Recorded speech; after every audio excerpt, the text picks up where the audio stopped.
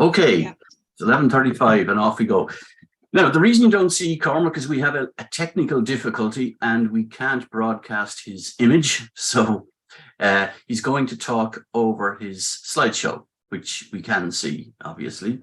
Cormac, for those of you who don't know him, is the tree officer with Fingal County Council, up to recently with the OPW. He's the incoming president of the Tree Council, and he's one of only three tree officers in the country. So he's going to give a talk on the establishment and survival of trees. I suppose that it's going to be more on the survival than anything else, in the sense that after you plant a tree, you can't just walk away and leave it. In most situations, it needs some following tender love and care. So I'll hand over to Cormac now. Cormac. Thanks, Brendan. Good morning, everyone. Welcome to today's webinar. As Brendan said, it's on tree establishment. I suppose one of the main things I want to get across today is that when we use the term tree planting, I just want to get across that tree planting is just a necessary step in the process of what we're all trying to do when we plant trees, and it is just that, it's a step. It's not the objective. The objective, I think, really is to establish trees and for the long term. We're talking, and we have to think, I suppose, in 3 years when we work with trees, not in human years. So we have, at the moment, we have a lot of tree planting going on, and it's fantastic. It's very positive, but it's just, I want to make sure that it's not just left there once the tree is put in the ground. There's a lot more to it than that. There's a lot more leading up to that point, and a lot more after that point. But we need to really understand. So I want to just, I suppose, touch on some of the basic principles of tree establishment. So first of all, really need to identify where to plant. So the location. You need to pinpoint where your tree is going to go. It sounds very obvious. A lot of these principles will, I suppose, sound very obvious. Then you choose the appropriate tree to plant in that location. Then I'm going to talk a bit briefly on the planting procedure itself, which is, we're all familiar with that part, and of course the aftercare, which is extremely important. We're guided by, that old saying, the right tree in the right place for the right reason.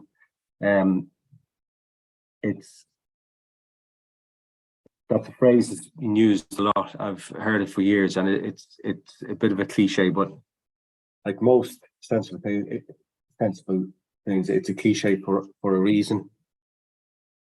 So when we're talking about getting trees in the ground, planting trees, why are we doing this? I mean, and I think every talk we have to touch on the benefits of trees.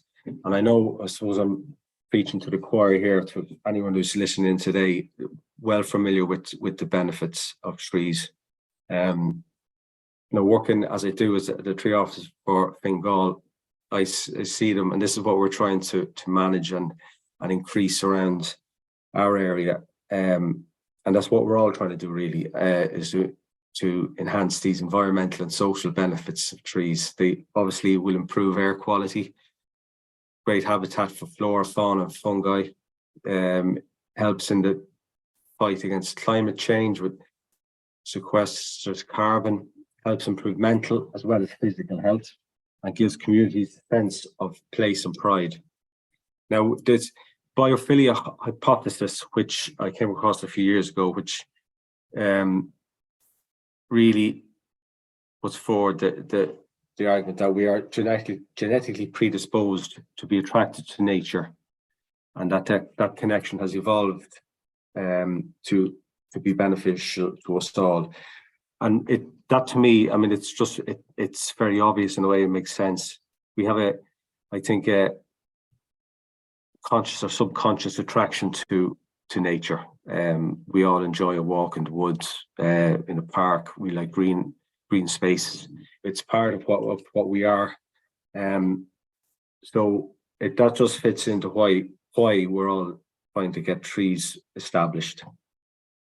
Now, when we're looking for location on where to plant, I think a good idea is, and this will take, I suppose, a small bit of knowledge. You don't have to be any expert at all, really, but a small bit of knowledge on trees, and have an idea of what they're going to look like when they're mature.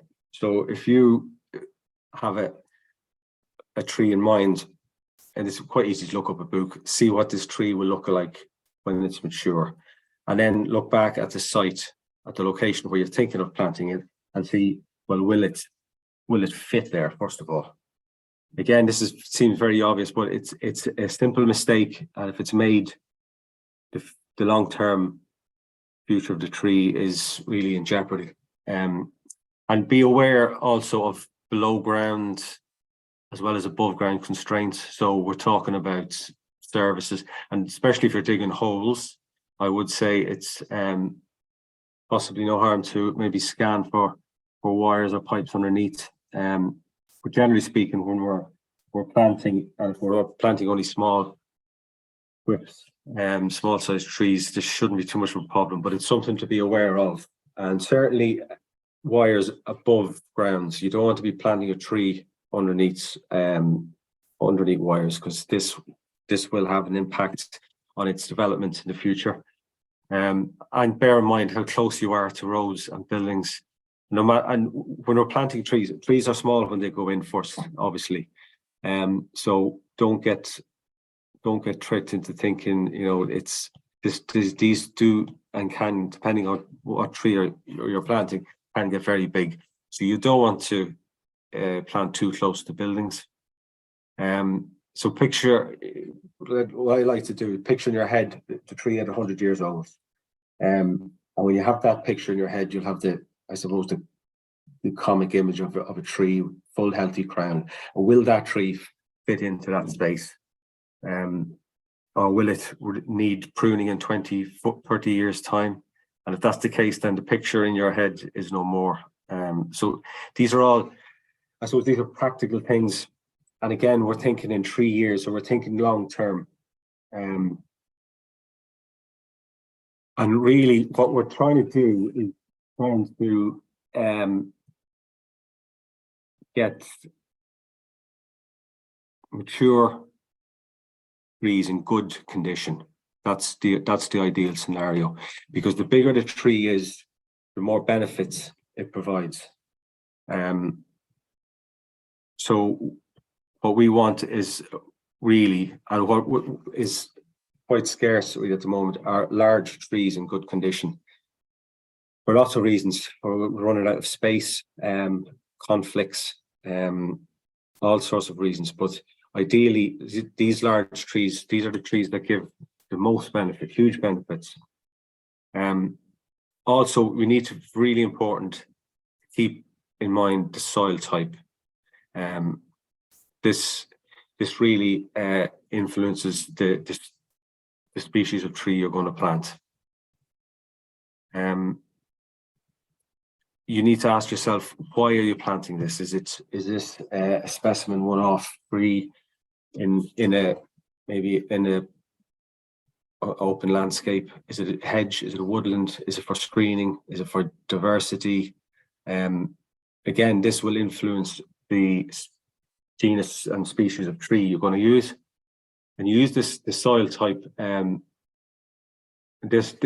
find this very useful, actually, and it does take a little bit of maybe reading up on to sort out first, but it will really narrow down the choice of trees that you should be planting in any type of soil. And then you have to think of, if what size of tree you want to use. And now there's lots of pros and cons to using small trees and bigger trees. Cost would be one of them. Easy to handle would be another one. But the root system you're going to use is going to be bare root. be root balled or container grown. I think the biggest constraint, really, I think, practically speaking, is probably cost. If and the type of planting you're doing. I mean, if you're planting a woodland, you're not going to be using large containerized trees. But if you're doing a one-off specimen planting and you need immediate impact, then possibly that's the way to go. And of course, this will all influence the method of planting, the timing of year that you can plant as well. So your smaller trees, you can your whips, your plugs, and your larger trees, as I mentioned, root ball or wrapped or container grown. Just to give an indication of the size of trees we're talking about here. Again, whips and kind of light standards would be the easiest ones to plant for general planting. But just to be aware that there are much larger trees available out there, but you're into bigger work there and huge investment money-wise. It's really important to plant quality. So once you've decided on what tree you're going to get, the species of tree, you need to ensure that you're supplied with good quality, healthy stock and with a well-balanced branch and root structure. Roots are really important. Roots are everything to the tree. Once you get them delivered, you need to make sure that if they're bare roots, that they don't dry out, and keep them moist. Biosecurity as well is one thing I think is, again, really important in modern day plantings, because we have a vast amount of pests and diseases waiting to come in. But we have systems in place to protect us against this, with plant passports and the like. So you really need, if you can, know where your plants come from. All imported trees for transplanting in Ireland should have spent really at least one full growing season in a nursery before they go out. And this is really just so as they can check that if any pest and disease come in, they can get it at that stage and it's not introduced out into our wider environment. Ideally, look, we should be trying to source up plants from a local provider and locally grown, or indeed grow them yourself. Propagate them yourself. If there's a group together, it's very easily done. It's as simple as collecting an acorn. Just takes a little bit of time, but you know exactly where your stock is coming from if you do this. And I think I would encourage that as much as I can, because the biosecurity can have a massive effect on all our trees. So we really need to be really aware of that. So when you come to planting procedure, once you've decided what you're going to use, you have here we're just using a whip for the smaller trees, a slit method, which is kind of self-explanatory really. Spade in the ground, pull it back, open the ground a bit, introduce your tree into the slit and heel it back in. I would say that once this is a very quick method of planting trees, and you can get through a big number very quickly. But I would say just be careful when you do put it in that you're able to pull that tree up a little bit, just so as the level, the ground level will match the ground level of where the tree was in the nursery. Because one of the biggest killers of planting trees is planting them too deep. So it will be marked. It will be pretty obvious on the sapling there, on the whip, where the level of the tops of the roots should be, and that should mirror where it goes in the ground. But just be careful when you do that. And it's very easily once you put the tree in, just before you close the hole with your foot, that you can pull it up a little bit and get that level right. And it's really worth the time to do that. It can be the difference between that tree surviving and not surviving. It's just to go back on that split method. That's quite useful if you're on bare ground with no grass. If you're on ground that's well grassed, the T-notch is a good method as well. The reason for this is because the sod will hold together with the T method. If you did this on bare ground and you use this, you lifted it up, it would fall apart possibly, so make it a bit messier. So, but when there's a sod on it of grass, this works quite well. This one, again, it's just introduce the spade into the ground with your slit, another slit forming a T. Introduce the spade again, lift up, and the two sods come apart. You can put in your tree, make sure your roots are well spread and covered. And as you lower it back down, it'll all fall into place, and then just heel it back in. So that's quite simple. With a little bit of practice, you can get very quick at that. Again, just be careful of the planting depth of your tree. So for larger trees, pit plantings, it's basically digging a hole. The hole obviously needs to be wide enough to take the root system, and I would add a bit if you can. Now, ideally, you're not going to plant a lot of trees this way, because you would be doing a lot of digging. But if you're planting specimen trees or a small group of trees, larger trees, you know, I take your time with the digging of the hole, and as I say, make the hole wider, more than deeper. The depth really is important, and it's just deep enough just to ensure that the final ground level around the stem matches the nursery line on the tree, as I said before.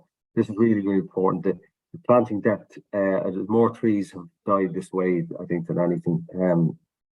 So it's really important, and it might feel like, you know, the deeper you plant these things, the better.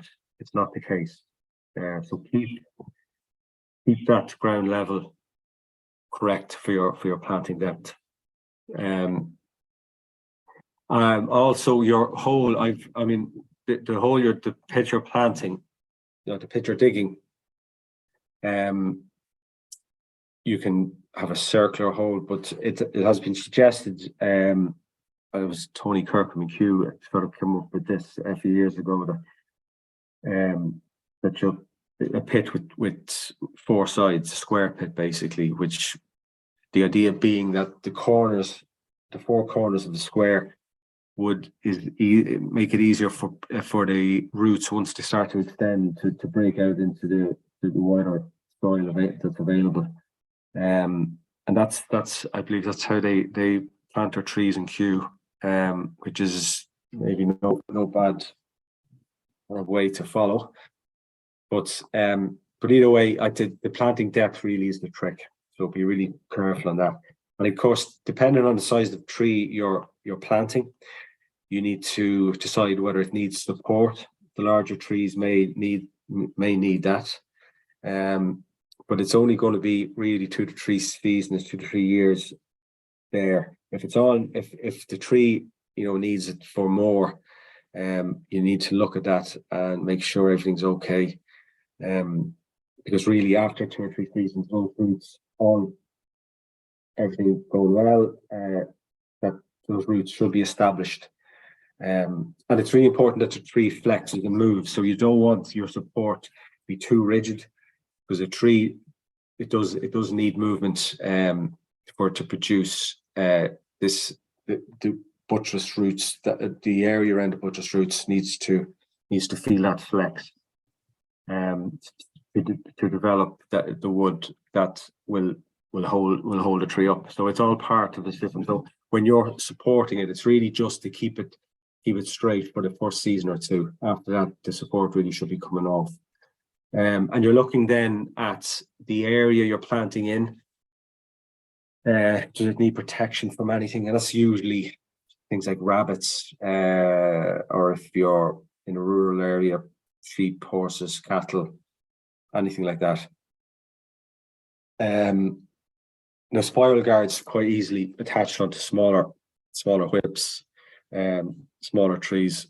Bigger tree shelters, if you have, larger grazers around that needs to protect from. Again, you really need to assess your area and see what's around. On the larger trees, when you're planting them, I would suggest, there's a little tip, that just before you put it into the planting pit, that you have looked at it to make sure it doesn't need any form of pruning or any branches, prune back, particularly at the top of the tree. Because if you're planting a 2-meter tree and you stick it in your pit, and then you suddenly realize the very top needs a little tiny bit of pruning, you won't be able to reach it. So, and that has, I will admit, that has happened to me. So before it goes upright, check that it doesn't need any bit of pruning. If it does, prune it, and then stick it in. And of course, water when it goes in, very important. Again, this will very much depend on the type of weather you're planting in. And mulch, I think this is quite important. It's particularly for the larger trees. Big investment, bigger rooting area. If you can mulch that area, the benefits are there's several benefits to mulch around trees. It maintains the soil moisture and temperature at a kind of an even keel at all times.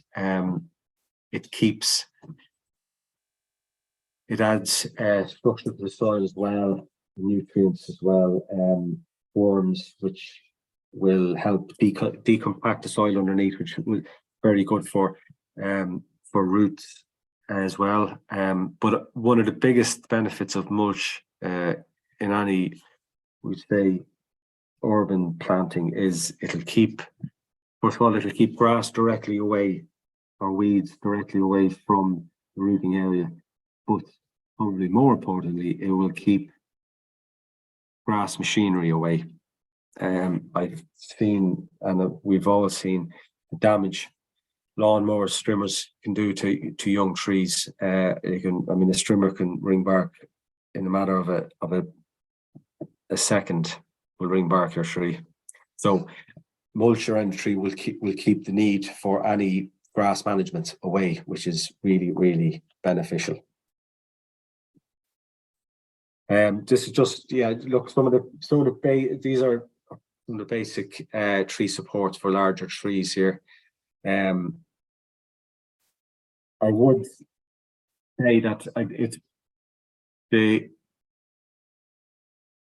picture on the left there with the cross beam. These will be for larger trees, obviously, but the need for flexion for the tree stem to move, as I said, is really quite important. So I've seen 2 stakes used with kind of rubber ties instead of the cross beam, which does allow, it keeps the tree upright, but it does allow movement. And I think that's probably, it's probably a better way of supporting a tree.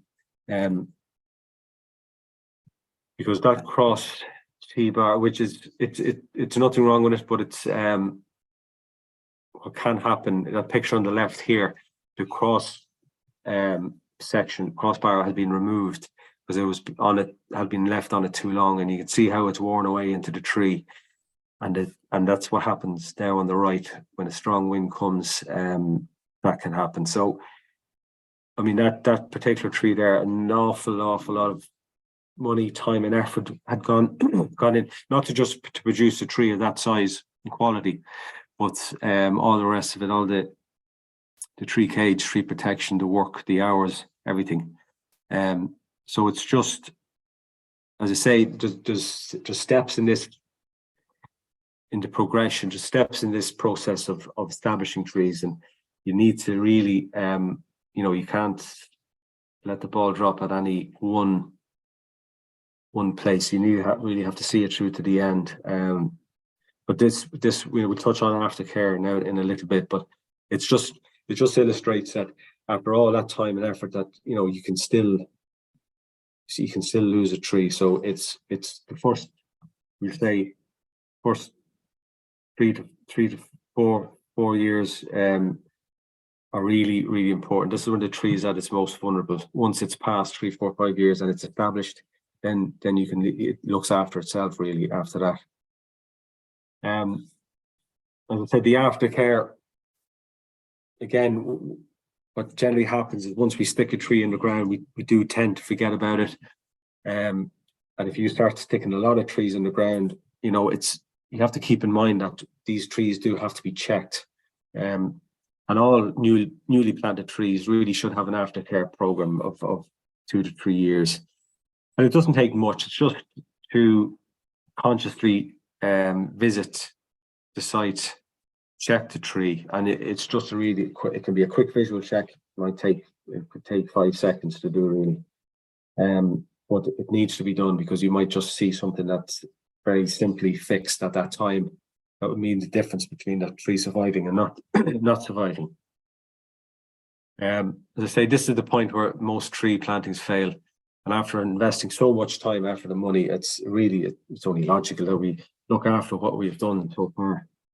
In the years, once the tree is planted, and particularly coming into the summer, early summer, and the summer itself, you want to keep an eye on the water situation. Essential that they have enough water at that stage, because the roots are only so big, so they have to have access to water.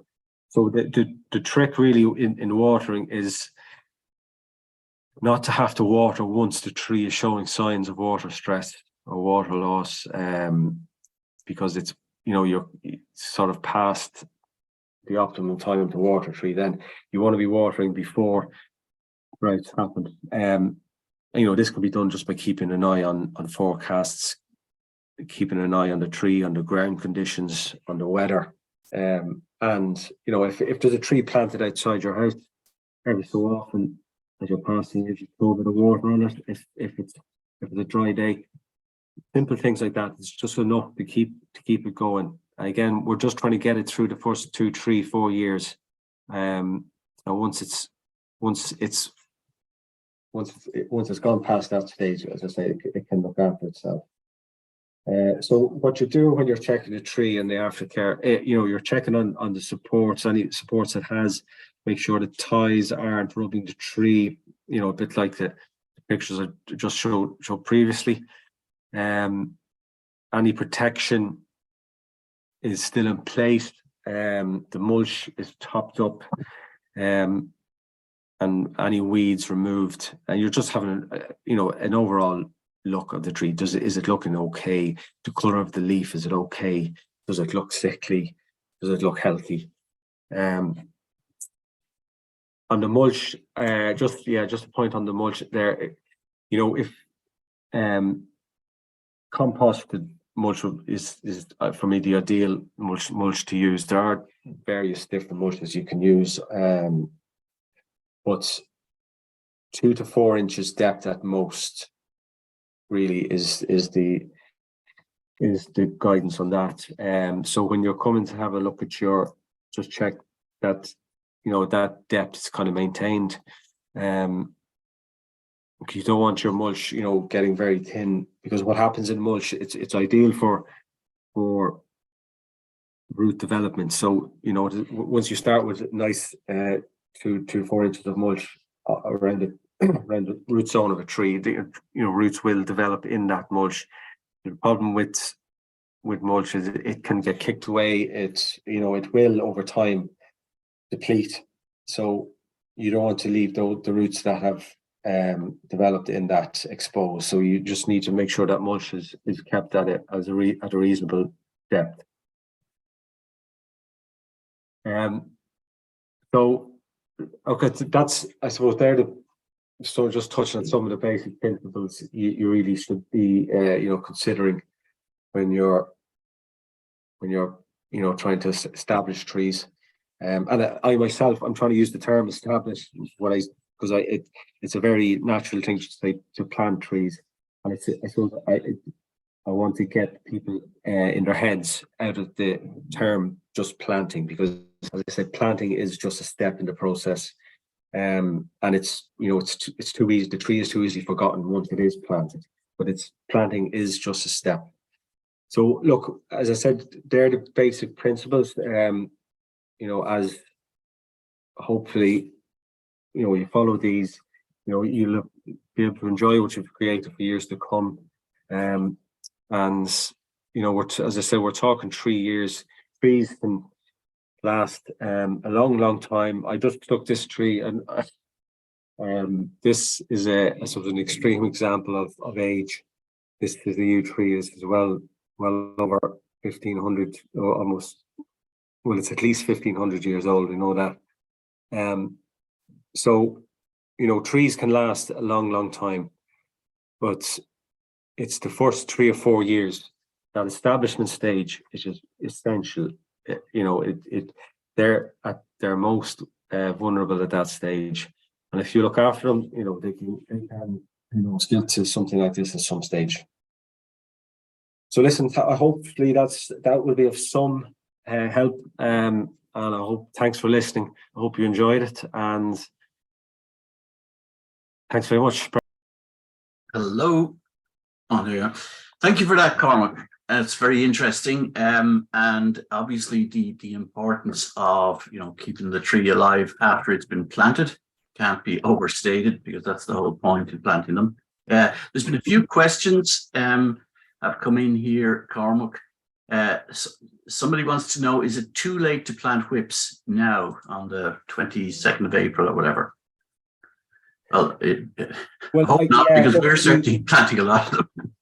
Yeah, no, look, I suppose, isn't there, like November to March, they say, is the planting time. But I would be, the way things have gone, especially over the last couple of years, that these seasons have shifted a lot. I would be looking at the condition of the whips. I mean, if they started to bud burst, and if they're at that kind of stage, you're thinking maybe it's getting there. But the ground conditions are still quite wet, so it's coming to the end. But if I had them, I would stick them in. Yeah, I suppose a lot depends on the actual weather too. At the moment, given what we've had in March, I'd say you're pretty safe for the next fortnight to plant any whips you have. As I say, it's not okay. Yeah, I wouldn't be sticking to the November to March. It's a general guide. As I said, I'd be looking at the.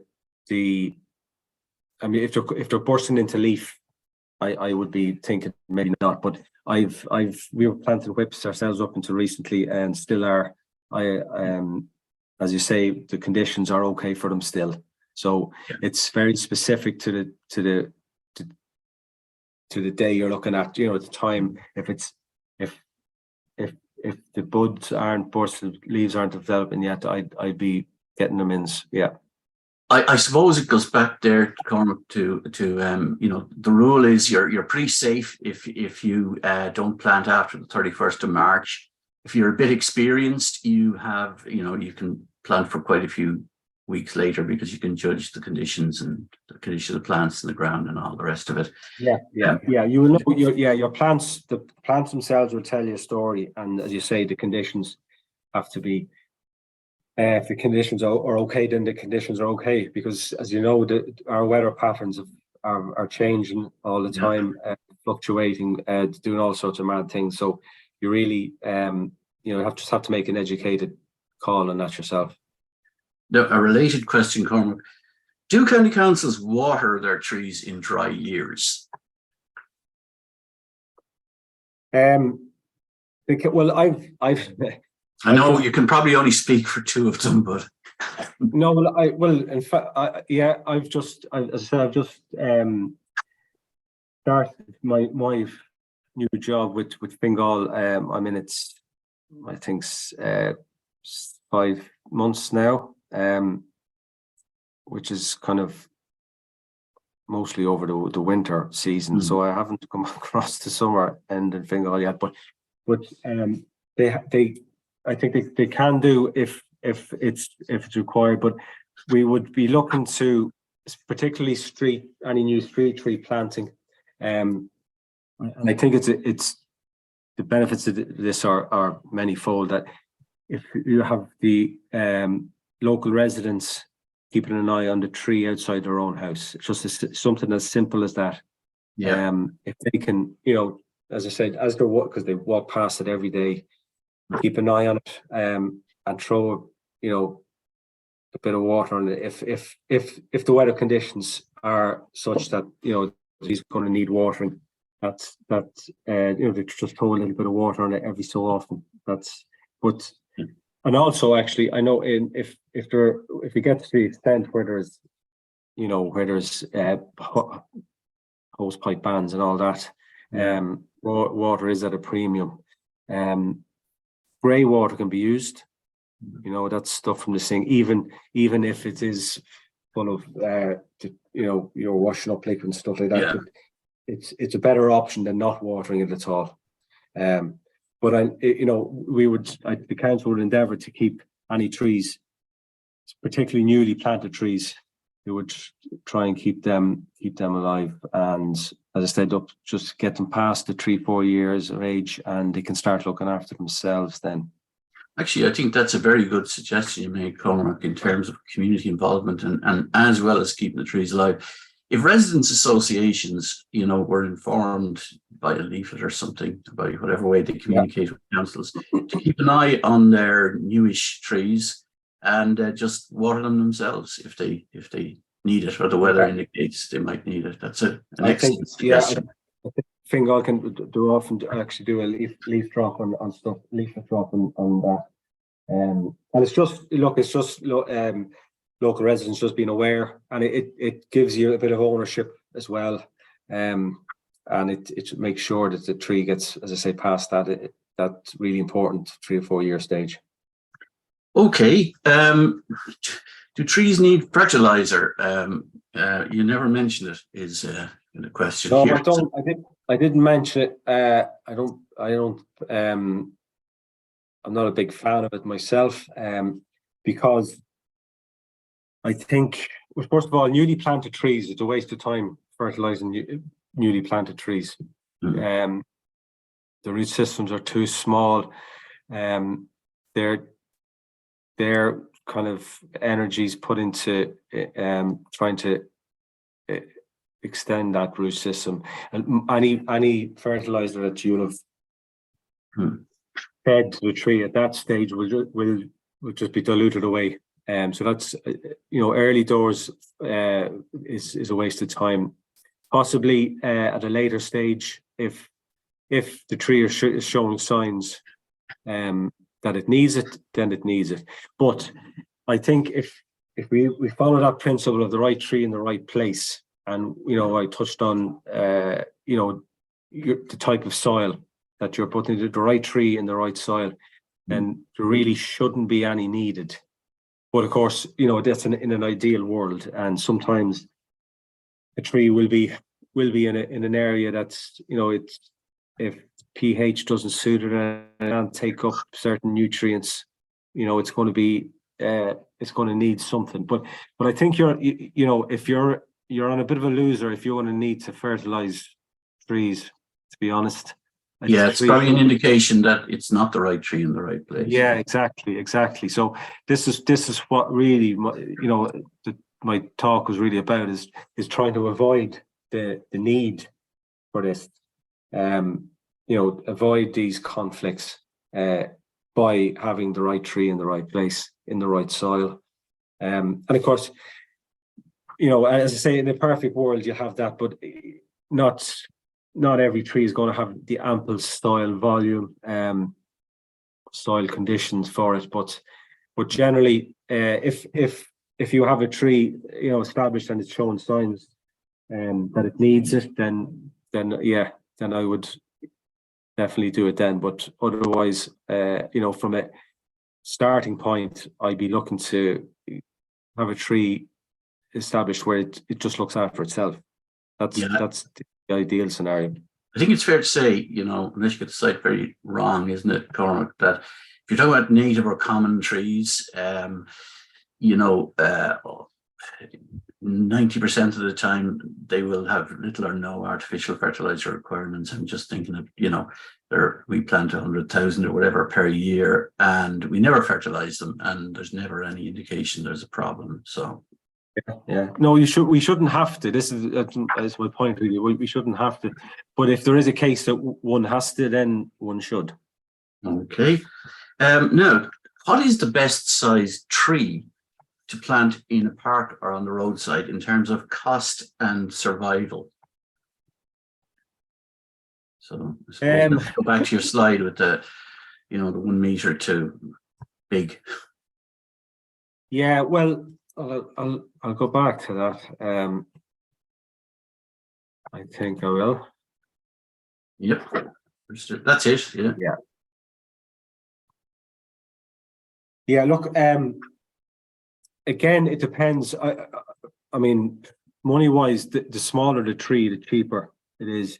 The easier it is to plant, the quicker it will establish as well. Now, again, it will depend on your location. For